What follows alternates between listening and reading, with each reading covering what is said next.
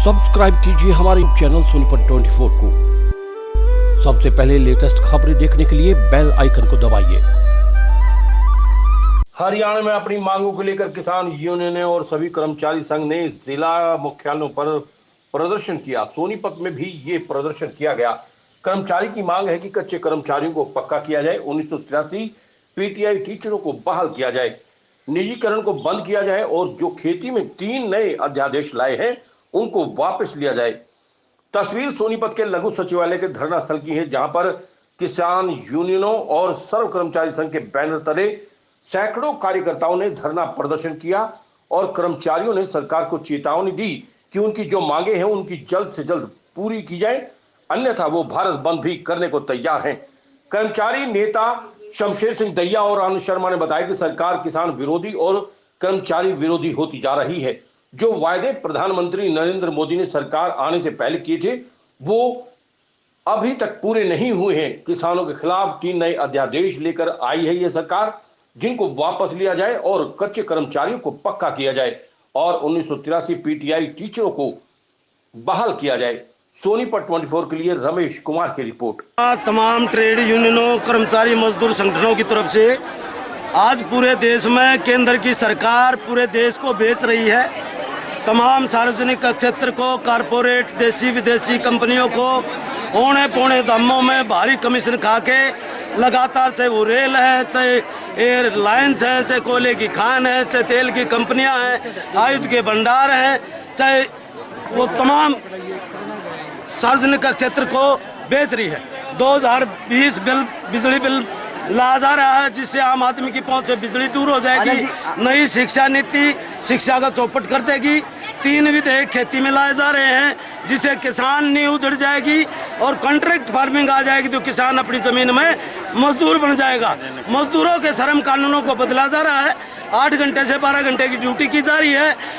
ID act 1947, trade union act 1926, न्यूनतम वेतन अधिनियम 1956 और ये आपका कंपनसेशन एक्ट 44 श्रम कानूनों को कारपोरेट जगत के पक्ष में बदला जा रहा है। मजदूरों को गुलाम बनाने की योजना है। हम इस बात को कतई बर्दाश्त नहीं करेंगे और इसीलिए आज पूरे देश में सत्याग्रह है, जिसमें तमाम 10 ट्रेड यूनियन हैं, कर्मचारी फेडरेशन हैं, 250 से ज़्यादा किसान संगठन है।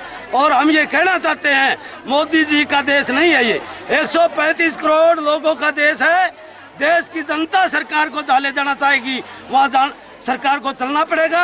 आज ये इस तरह से बेच रहा है देश को जैसे इसके बाप दादा की जायदाद हो। चुनाव के मौके पर इन्होंने घोषणा की 2 करोड़ बेरोजगारों को रोजगार देंगे। कितनों को दिया?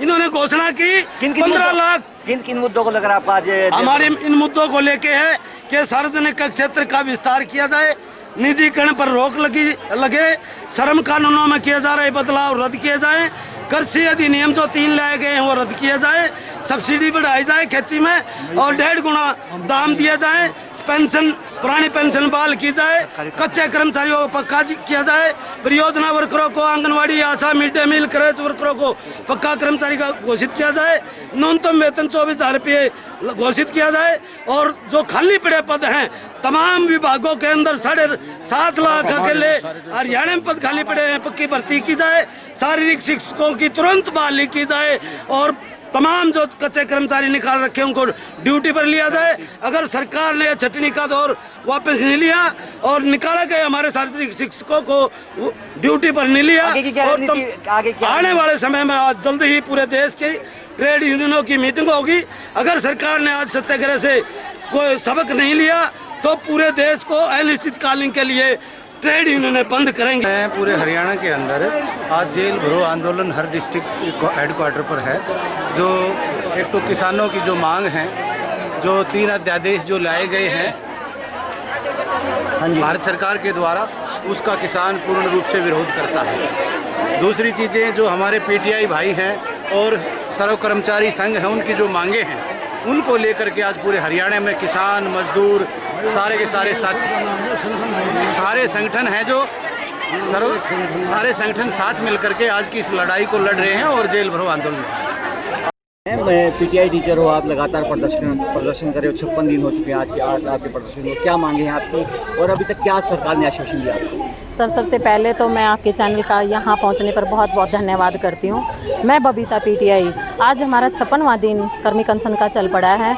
आज तक सरकार का कोई भी एक % भी सरकार का कोई हमारे पास एक नुमाइंदा तक नहीं आया है कि आप लोगों की क्या मांग है, आप लोग किस लिए बैठे हैं। मैं इस निर्दयी सरकार को ये बताना चाहती हूँ कि एक तो नारा बोलते हैं बेटी बचाओ बेटी पढ़ाओ, इन बेटियों का ये हाल, ये देखो बेटियाँ 56 दिन से कर्मी अनशन पर बैठी हुई हैं। कोई भी सरकार की तरफ से कोई लुभावना वायदा भी नहीं किया है। इन लोगों ने हमारे को इतना गुमराह कर रखा है। मैं पूछना चाहती हूँ कि इन बेटियों का क्या दोष है, क्यों बोलते हो आप लोग? प्रधानमंत्री, हमारे पूजनीय प्रधानमंत्री जी इस तरह की बातें करते हैं, लेकिन यहाँ ग्राउंड लेवल पर देखते हैं तो कोई सुध ही नहीं है बेटियों की। हम निर्दोष हैं सर। सिर्फ हम एक सरकार से यही आग्रह करते हैं कि हमारी कोई गलती नहीं है, भर्ती प्रक्रिया की गलती है। आपकी ज्वाइनिंग कब हुई थी? आपको रिलीव? हमारी ज्वाइनिंग 2010 में हुई थी सर। 10 साल तक हमने खेलो इंडिया जैसी एक इतनी अच्छी योजना चली थी हमारी, उसमें हमने हरियाणा का नाम रोशन किया था। ऐसे बच्चों को तैयार हमने किया।